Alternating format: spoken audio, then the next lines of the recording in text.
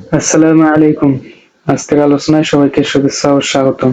আজকে আমরা একটি নতুন অধ্যায় শুরু করব, যে অধ্যায়ের নাম হচ্ছে লুপিং স্ট্রাকচার। অর্থাৎ লুপ কথাটি থেকে আমরা বুঝতে পারছি যে কোনো কাজ যদি আমাদেরকে বারবার করার প্রয়োজন হয়, অর্থাৎ একই কাজ আমাদের প্রয়োজনে বারবার করার প্রয়োজন হচ্ছে, সেক্ষেত্রে আমরা লুপিং ব্যবহার করব। অর্থাৎ প্রোগ্রামে যখন আমরা কোড লিখবো তখন আমরা দেখতে পাবো যে কোনো কোড বা স্টেটমেন্টকে আমাদেরকে বারবার পুনরাবৃত্তি করতে হবে। অর্থাৎ সেক্ষেত্রে আমাদেরকে একই কোড বারবার লেখার প্রয়োজন নেই। একই কোড সেক্ষেত্রে আমরা লুপ ব্যবহার করব। অর্থাৎ লুপ ব্যবহার করলে আমাদেরকে সেই কোডটিকে পুনরায় আর লেখার প্রয়োজন হবে না। এক্ষেত্রে মূলত লুপকে ব্যবহার করা হয়। তাহলে লুপিং হচ্ছে প্রোগ্রামের কোনো নির্দিষ্ট অংশকে নির্দিষ্ট সংখ্যকবার এক্সিকিউট করার প্রক্রিয়া। আর তাহলে লুপিং হচ্ছে দুই প্রকার, একটা হচ্ছে কন্ডিশনাল লুপিং ফ্লো, যেগুলো হচ্ছে ফর লুপ এবং হোয়াইল লুপ, এগুলোর ব্যবহার আমরা পরে দেখব। এরপর আরেকটি রয়েছে আনকন্ডিশনাল লুপিং ফ্লো। আর যেমন আমরা পূর্বের অধ্যায়ে জেনেছিলাম যে নেস্টেড ইফ, তেমনি এই অধ্যায়ে আমরা দেখছি যে নেস্টেড লুপিং কি। আমরা যেমন দেখেছিলাম যে যখন একটি ইফ স্টেটমেন্টের ভিতরে একাধিক ইফ স্টেটমেন্ট থাকে তখন সেটাকে আমরা নেস্টেড ইফ স্টেটমেন্ট বলতাম। কিন্তু এখানেও সেম বিষয়, যে একটি লুপের ভিতরে যখন একাধিক লুপ একই রকম একাধিক লুপ আমরা ব্যবহার করব, তখন আমরা সেটাকে নেস্টেড লুপিং বলবো। নেস্টেড লুপিং এর মধ্যে রয়েছে নেস্টেড ফর লুপ এবং নেস্টেড হোয়াইল লুপ।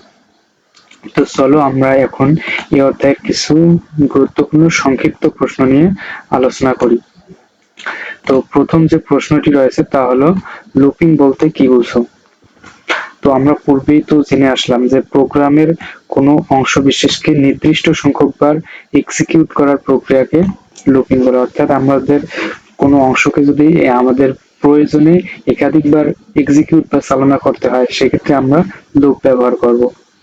তারপরে দ্বিতীয় যে প্রশ্নটি রয়েছে লুপিং এর প্রকারভেদ, এটাও আমরা দেখে আসলাম যে লুপ হচ্ছে দুই প্রকার, কন্ডিশনাল লুপ এবং unconditional loop. Conditional looping floor মধ্যে রয়েছে ফর লুপ এবং আর রয়েছে হোয়াইল লুপ। আর আনকন্ডিশনাল লুপ হচ্ছে এটা। তার পরবর্তীতে যে প্রশ্নটি রয়েছে তা হলো কাউন্টার ভেরিয়েবল। কাউন্টার কথাটি থেকে আমরা বুঝতে পারি যে কত সংখ্যক বার, অর্থাৎ ফর লুপটি কতবার ঘুরবে, যে ভেরিয়েবলের মানের উপর তা নির্ভর করে তাকেই মূলত কাউন্টার ভেরিয়েবল বলে।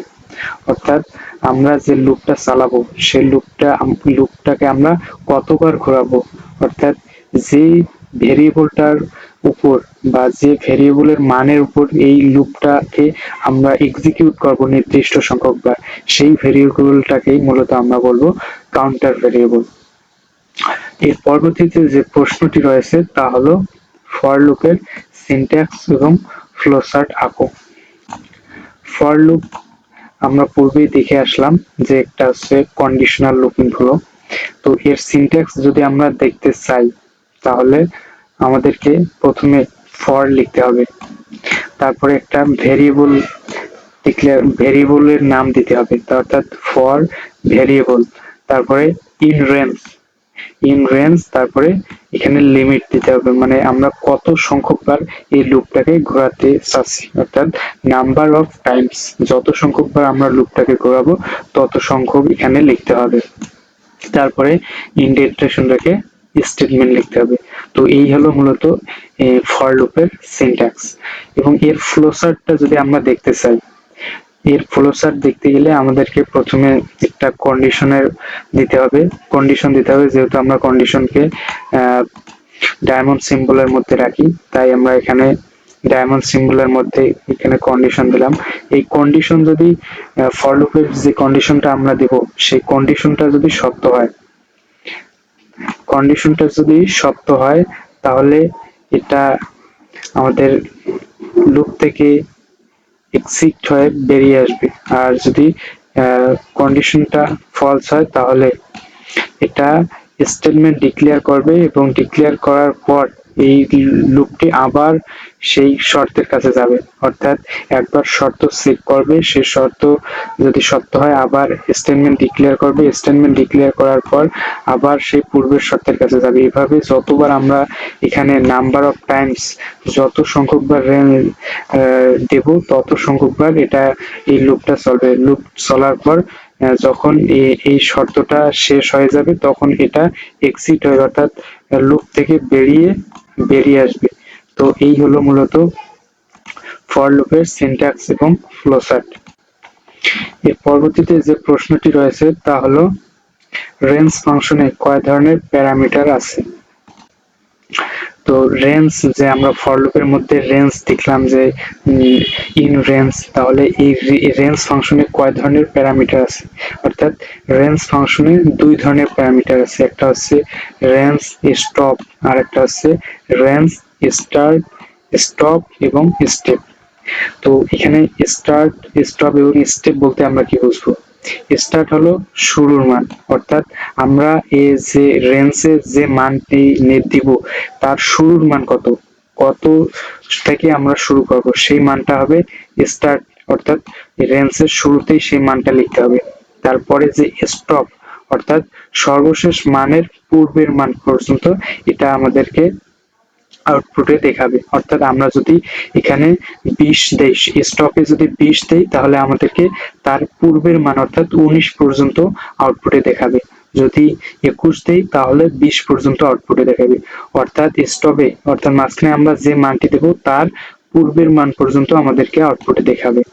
তারপরে স্টেপ, স্টেপে হচ্ছে মানে পার্থক্য বা কত করে মান বাড়বে বা কত করে মান কমবে, অর্থাৎ স্টেপ হলো কাউন্টার ভেরিয়েবলের মান কত করে বাড়বে বা কত করে কমবে। এই হচ্ছে রেঞ্জ ফাংশনের প্যারামিটার। তারপরে যে প্রশ্নটি রয়েছে এখানে, যেমন রেঞ্জ ফাংশনগুলির আউটপুট নির্ণয় করো। এখানে কতগুলো রেঞ্জ ফাংশন দেওয়া আছে, যেমন রেঞ্জ 10, রেঞ্জ 1, 10, রেঞ্জ 1, 10, 2, তারপরে রেঞ্জ 10, 0, -2, রেঞ্জ 5, -5, -5। তো আমরা প্রথম যে রেঞ্জটা দেওয়া আছে রেঞ্জ 10, তাহলে এখানে আমাদেরকে দেখতে হবে যে এখানে রেঞ্জ কত পর্যন্ত দেওয়া আছে। রেঞ্জ যেহেতু এখানে স্টপ, এখানে রেঞ্জ স্টপ এই অনুযায়ী এখানে রেঞ্জটা দেওয়া আছে, অর্থাৎ রেঞ্জ স্টপ মানে এখানে সর্বশেষ মানের পূর্বের মান পর্যন্ত প্রিন্ট করবে। যেহেতু আমাদের সর্বশেষ মান, রেঞ্জের সর্বশেষ মান 10 দেওয়া আছে এবং শুরুর মান যদি দেয়া না থাকে তাহলে আমাদের শুরু প্রিন্ট আউটপুটে শুরু হবে 0 থেকে। তাহলে এখানে 0 থেকে শুরু হবে এবং সর্বশেষ মান দেয়া আছে, স্টপ মান দেয়া আছে 10, তাহলে 10 এর পূর্বের মান পর্যন্ত প্রিন্ট হবে। অর্থাৎ এখানে যে আউটপুট দেখানো হয়েছে 0 থেকে 9, এই 10টি সংখ্যাকে এখানে প্রিন্ট করবে, অর্থাৎ সর্বশেষ মানের পূর্বের মান পর্যন্ত। তারপরে দ্বিতীয় যে রেঞ্জটি দেওয়া আছে 110, এটা হচ্ছে এখানে স্টার্ট দেওয়া আছে এবং স্টপ দেওয়া আছে, অর্থাৎ শুরুর মান দেওয়া আছে এবং শেষের মান দেওয়া আছে, অর্থাৎ শুরু হবে 1 থেকে এবং শেষ হবে 10, মানে 10 এর আগ পর্যন্ত, 10 এর পূর্বের মান পর্যন্ত এটা আউটপুটে দেখাবে। তাহলে এখানে 1 থেকে শুরু হয়ে 9 পর্যন্ত দেখাবে, যেহেতু সর্বশেষ লিমিট আমাদের হচ্ছে এখানে 10, তাহলে 10 এর পূর্ব পর্যন্ত দেখাবে। তার পরবর্তীতে যে রেঞ্জটি রয়েছে 1, শুরুর মান হচ্ছে 1 বা স্টার্ট হচ্ছে 1 এবং স্টপ বা শেষের মান হচ্ছে 10 এবং এখানকার 2 করে বাড়তেছে। তাহলে এখানে যদি আমরা আউটপুটে দেখতে চাই, এখানে 1 থেকে শুরু হবে, 1 থেকে শুরু হবে 2 করে বাড়বে, তাহলে 1 এর পরে 2 বাড়লে 3, 3 এর পরে 2 বাড়লে 5, 5 এর পরে 3 বাড়লে 7, 7 এর পরে 2 বাড়লে 9 এবং 9 এর পরে যদি আমরা 2 বাড়াই তাহলে 11 হয়ে যাবে। কিন্তু এখানে সর্বশেষ অর্থাৎ আপার লিমিট আমাদের 10 পর্যন্ত দেওয়া আছে, তাহলে 10 এর পূর্বের মান পর্যন্ত এখানে আউটপুটে দেখাবে। এই কারণে এখানে 1 থেকে 9 পর্যন্ত দেখানো হয়েছে। তারপরে যে রেঞ্জটি দেওয়া আছে রেঞ্জ 10, 0, -2, অর্থাৎ এখানে শুরুর মান আছে 10 এবং সর্বশেষ মান আছে 0 এবং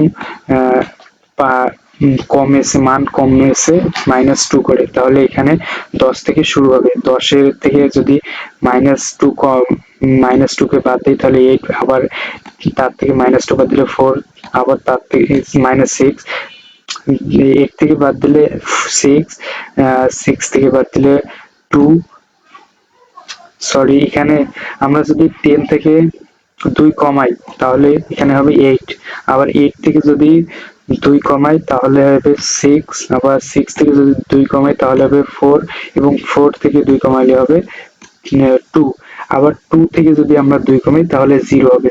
কিন্তু এখানে 0 আর লেখা যাবে না, কারণ এখানে সর্বশেষ মান হচ্ছে স্টপের মান হচ্ছে 0, কারণ 0 এর পূর্বের মান পর্যন্ত আমাদেরকে প্রিন্ট করতে হবে। তাই এখানে আউটপুটে 10 থেকে 2 পর্যন্ত দেখানো হয়েছে। এবং সর্বশেষ যে রেঞ্জটি দেওয়া আছে, স্টার্ট মান -5 এবং স্টপের মান হচ্ছে +5 বা 5। তো আমাদের এখানে -5 থেকে শুরু হয়ে 0 এবং +5 পর্যন্ত সবগুলো মানই আমাদেরকে আউটপুটে দেখাবে। তাহলে এখানে স্টার্ট মান -5, তারপরে -4, তারপরে -3, -2, -1, তারপরে 0 পরে 1, 2, 3, 4, এবং আপার লিমিট যেহেতু স্টপের মান এখানে 5 দেওয়া আছে তার পূর্বের পর্যন্ত, অর্থাৎ 4 পর্যন্ত এখানে প্রিন্ট করতে হবে। আমাদের একটা বিষয় এখানে খেয়াল রাখতে হবে যে স্টেপ, যে এখানে যে আমরা পূর্বে দেখলাম যে স্টেপ, অর্থাৎ স্টেপের মানে স্টেপে যদি কোনো কিছু দেওয়া না থাকে, অর্থাৎ স্টেপ যদি ফাঁকা থাকে, সেক্ষেত্রে পার্থক্য বা 1 করে বাড়বে। আর যদি দেওয়া থাকে তাহলে তো ওই অনুযায়ী আমাদেরকে সেটাকে আউটপুটে দেখাতে হবে। তার পরবর্তীতে যে প্রশ্নটি আছে, হোয়াইল লুপের সিনট্যাক্স এবং ফ্লোচার্ট আঁকো। অর্থাৎ ফর লুপ এবং হোয়াইল লুপ একটু ভিন্ন। তাহলে হোয়াইল লুপের যদি সিনট্যাক্স আমরা দেখি, তা প্রথমে হোয়াইল লিখতে হবে, তারপরে একটা কন্ডিশন দিতে হবে। তাহলে হোয়াইল কন্ডিশন, তারপরে ক্লোন দিতে হবে, ক্লোনের পর ইন্ডেন্টেশন রেখে স্টেটমেন্ট লিখতে হবে। এই হলো হোয়াইল লুপের সিনট্যাক্স। এবং এর ফ্লোচার্টটি যদি আমরা দেখি, যেহেতু এখানে কন্ডিশন আমরা দিয়েছি, কন্ডিশনের জন্য ডায়মন্ড সিম্বলের ভিতরে এটাকে আমরা কন্ডিশনকে রাখবো। তারপরে এই কন্ডিশন যদি সত্য হয়, অর্থাৎ কন্ডিশনটা যদি সত্য হয়, তাহলে আমাদেরকে স্টেটমেন্টকে এক্সিকিউট করবে, এবং স্টেটমেন্ট যদি এক্সিকিউট হয় তাহলে এই স্টেটমেন্ট থেকে আবার পূর্বের শর্তের দিকে যাবে, অর্থাৎ যতবার এই শর্তটা সত্য হবে বা কন্ডিশনটা সত্য হবে, ততবারই এটা এই হোয়াইল লুপটা ততবারই ঘুরতে থাকবে, হোয়াইল লুপ ততবারই ঘুরবে। এবং যখনই এটা মিথ্যা হয়ে যাবে, তখন এটা প্রোগ্রাম থেকে বেরিয়ে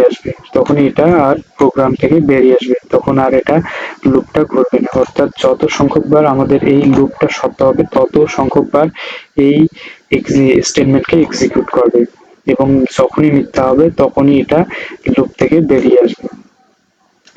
তো এর পরবর্তীতে যে প্রশ্নটি রয়েছে তা হলো, ইনফিনিটি লুপ বলতে কি বোঝায়? আমরা তো জানি ইনফিনিটি মানে হচ্ছে অসীম, অর্থাৎ যে লুপের শুরু আছে কিন্তু শেষ নেই, অর্থাৎ এই লুপটা অসীম পর্যন্ত চলতেই থাকবে, সেটাকেই মূলত বলা হবে ইনফিনিটি লুপ। তাহলে যদি আমরা দেখি যে লুপের শুরু আছে কিন্তু অনির্দিষ্ট সংখ্যকবার তা এক্সিকিউট হতেই থাকে, তাকেই ইনফিনিটি লুপ বলে। পাইথনে 2টি ইনফিনিটি লুপ রয়েছে, একটা হচ্ছে ইনফিনিটি ফর লুপ আর একটা হচ্ছে ইনফিনিটি হোয়াইল লুপ। এই দুটি হচ্ছে ইনফিনিটি ফর এবং হোয়াইল লুপ। এর পরবর্তীতে যে প্রশ্নটি রয়েছে তা হলো নেস্টেড লুপিং কি? তা আমরা তো পূর্বেই দেখলাম যে একটি লুপের মধ্যে যদি একই লুপ একাধিকবার থাকে তাহলে সেটাকে নেস্টেড লুপ বলে। নেস্টেড লুপ দুইটি, নেস্টেড ফর লুপ এবং নেস্টেড হোয়াইল লুপ। এর পরবর্তীতে যে প্রশ্নটি রয়েছে তা হলো নেস্টেড ফর লুপের সিনট্যাক্স লিখো। নেস্টেড ফর লুপ অর্থাৎ একটি ফর লুপের মধ্যে আরো একটি ফর লুপ থাকবে, সেটাই হচ্ছে নেস্টেড ফর লুপ। তাহলে আমরা তো ফর লুপের সিনট্যাক্স পূর্বে দেখে আসলাম। প্রথমে ফর লিখতে হবে, তারপরে একটা ভেরিয়েবলের নাম, তারপরে তারপর সিকোয়েন্স বা ইন রেঞ্জ যেটা আমরা দিয়েছিলাম, তারপরে এখানে একটি কোলন দিতে হবে। কোলন দেওয়ার পর ইনডেন্টেশন দিতে হবে। ইনডেন্টেশন দেওয়ার পরে আবার ফর লুপকে নিতে হবে। ফর ফর ভেরিয়েবল, তারপরে ইন সিকোয়েন্স, আবার ক্লোন দিতে হবে। ক্লোন দেওয়ার পরে এখানে স্টেটমেন্ট লিখতে হবে। অর্থাৎ এই হচ্ছে নেস্টেড ফর লুপের সিনট্যাক্স। অর্থাৎ একটি ফর লুপের ভিতরে একটি ফর লুপের ভিতরে একই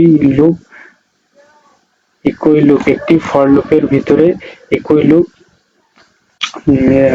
একাধিকবার এক্সিকিউট করতে হবে এবং ওখানে স্টেটমেন্ট 1 দেওয়ার পরে ওটা ভিতরের লুপের জন্য আমরা স্টেটমেন্ট 1 দিয়েছিলাম এবং বাইরের যে লুপটি আমরা দিয়েছিলাম সেই লুপের জন্য স্টেটমেন্ট 2 দিতে হবে। তো যেহেতু আমরা এখানে দুইটি লুপ, একটি লুপের ভিতরে আরেকটি লুপ দিয়েছিলাম, একটার জন্য স্টেটমেন্ট ভেতরের ফর লুপের জন্য স্টেটমেন্ট 1 দিয়েছিলাম এবং বাইরের লুপের জন্য আমাদেরকে স্টেটমেন্ট তখন 2 দিতে হবে। তার পরবর্তীতে যে প্রশ্নটি রয়েছে তা হলো নেস্টেড হোয়াইল লুপের সিনট্যাক্স লিখো। নেস্টেড হোয়াইল লুপের সিনট্যাক্স আমরা হোয়াইল লুপের সিনট্যাক্স দেখেছি যে হোয়াইল, কন্ডিশন, তারপর ক্লোন দেওয়ার পরে আমাদের ইন্ডেন্টেশন রেখে আবার সেই লুপের সিনট্যাক্স লিখতে হবে। অর্থাৎ একটার ভিতরে আরো একটা হোয়াইল লুপ চালাতে হবে। তাহলে হোয়াইল কন্ডিশন, তারপরে ক্লোন দিতে হবে। ক্লোন দেওয়ার পর ইন্ডেন্টেশন রেখে স্টেটমেন্ট 1 লিখতে হবে। এটা হচ্ছে ভিতরের লুপের জন্য আমরা এই স্টেটমেন্ট 1 পাবো। আর বাইরের বাইরের যে আমরা হোয়াইল লুপটি চালাইছিলাম সেই লুপের জন্য আমাদেরকে স্টেটমেন্ট 2 বাইরে লিখতে হবে। অর্থাৎ এটা এই স্টেটমেন্ট কাজ করবে এই বাইরের এই লুপ হোয়াইল লুপের জন্য এবং এই স্টেটমেন্ট 1 কাজ করবে এই ভেতরের হোয়াইল কন্ডিশনের জন্য। তার পরবর্তীতে যে প্রশ্নটি রয়েছে তা হলো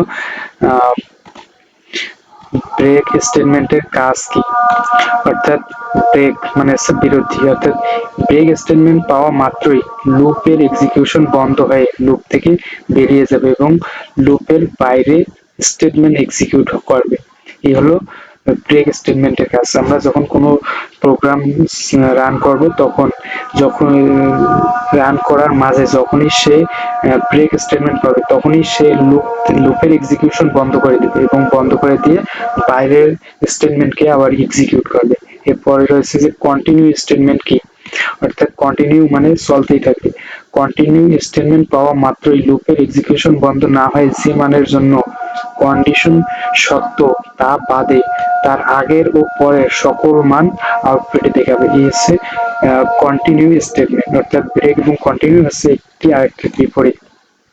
তারপরে যে প্রশ্নটি রয়েছে স্ট্রিং এর সাথে যেমন স্ট্রিং এর সাথে ফর লুপ এর ব্যবহার দেখো। অর্থাৎ এতক্ষণ তো আমরা যে ফর লুপের সিনট্যাক্স এবং হোয়াইল লুপের সিনট্যাক্স দেখলাম, এখন আমাদেরকে ফর লুপ এর সাথে স্ট্রিং এর ব্যবহার করে দেখাতে হবে বা স্ট্রিং এর সাথে ফর লুপ এর ব্যবহার করে দেখাতে হবে। যে প্রথমে আমরা নেম নামে একটা ভেরিয়েবল নিলাম, ভেরিয়েবলের মান হিসেবে একটা স্ট্রিং ভ্যালুকে নিলাম, অ্যাসাইন করলাম। অ্যাসাইন করার পর আমরা ফর লুপ চালাবো। তাহলে ফর লুপের সিনট্যাক্স হচ্ছে ফর, তারপরে variable, for a in name. অর্থাৎ এ যদি এই নেমের মধ্যে থাকে তাহলে আমরা প্রিন্ট আমাদের এ করব। তাহলে প্রিন্ট যদি এ করে তাহলে আউটপুটে আমরা এই লেখাগুলো পাবো। তার পরবর্তীতে যে প্রশ্নটি রয়েছে তা হলো ফিনিট লুপ এর সংজ্ঞা দাও। ফিনিট লুপ বা ফাইনিট লুপ অর্থাৎ যে লুপ নির্দিষ্ট শর্ত সাপেক্ষে নির্দিষ্ট সংখ্যকবার এক্সিকিউট করবে তাকে ফিনিট লুপ বলে। অর্থাৎ ইনফিনিটি লুপের বিপরীত হচ্ছে ফিনিট লুপ। ইনফিনিটি লুপ হচ্ছে এর কোনো সীমা নেই বা এটি নির্দিষ্ট সংখ্যকবার চলবে না, অর্থাৎ এটি চলতেই থাকবে, এর কোনো শেষ নেই। আর ফিনিট লুপ এটি নির্দিষ্ট সংখ্যকবার চলার পর এটি এক্সিকিউশন বন্ধ করে দেবে। তারপরে যে প্রশ্নটি রয়েছে যে পাস স্টেটমেন্টের ব্যবহার লিখো। পাস স্টেটমেন্টের কাজ কি? অর্থাৎ কোন স্ট্রিং এর